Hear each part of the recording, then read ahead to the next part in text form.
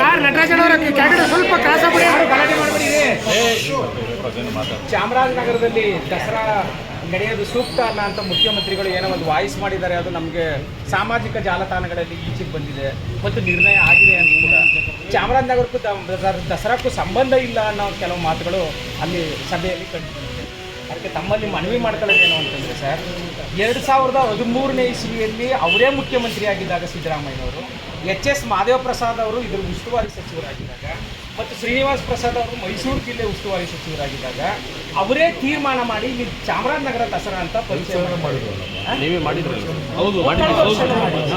ಆಮೇಲೆ ಕಳೆದ 12 ವರ್ಷಗಳಿಂದಲೂ ನಿರಂತರವಾಗಿ ಚಾಮರಾಜನಗರ ದಸರಾ ನಡೆದು ಬಂದಿದೆ. ಅದರಿಂದ ಹಿಂಭಾಗದಲ್ಲಿ ಮೈಸೂರು ಜಿಲ್ಲೆಯಲ್ಲಿದ್ದಾಗಲೂ ಕೂಡ ಶೋಭಾ ಕರಂದ್ಲಾಜೆ ಅವರು BJP ಸರ್ಕಾರದಲ್ಲಿ ಉಸ್ತುವಾರಿಯಾಗಿದ್ದಾಗ ಮೈಸೂರಿನಲ್ಲಿ ಅವರು ಗ್ರಾಮೀಣ ದಸರಾ ಅಂತ ಹೇಳಿ ಚಾಮರಾಜನಗರದಲ್ಲಿ ನಡೆಸಿದ್ದಾರೆ ಸರ್. ಇಷ್ಟಾಗಿದ್ದಾಗೂ ಚಾಮರಾಜನಗರಕ್ಕೂ ಇತಿಹಾಸ ಏನೂ ಇಲ್ಲ ಒಡೆಯರಿಗೆ ಅನ್ನುವಂಥ ಮಾತನ್ನು ಅಲ್ಲಿ ಬಂದಿರೋದು ನಮಗೆ ತುಂಬ ನೋವಾಗ್ತದೆ. 1399ರಲ್ಲಿ ಏನು ವಿಜಯನಗರ ಸಾಮ್ರಾಜ್ಯದಿಂದ ಹೊರಬ ಎಲ್ಲ ಕಲಾವಿದರ ಪರವಾಗಿ ಕೇಳ್ಕೊಳ್ಳೋದು ಸಾವಿರಾರು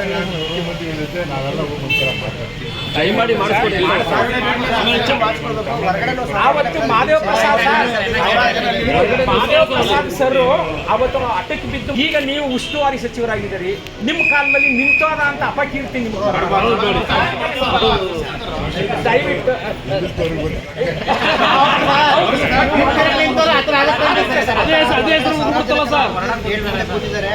ಸಾವಿರಾರು ಜನ ಮುಂದೆ ಕೂತಿದ್ದಾರೆ ಪೊಲೀಸ್ನವ್ರು ಪರ್ಮಿಷನ್.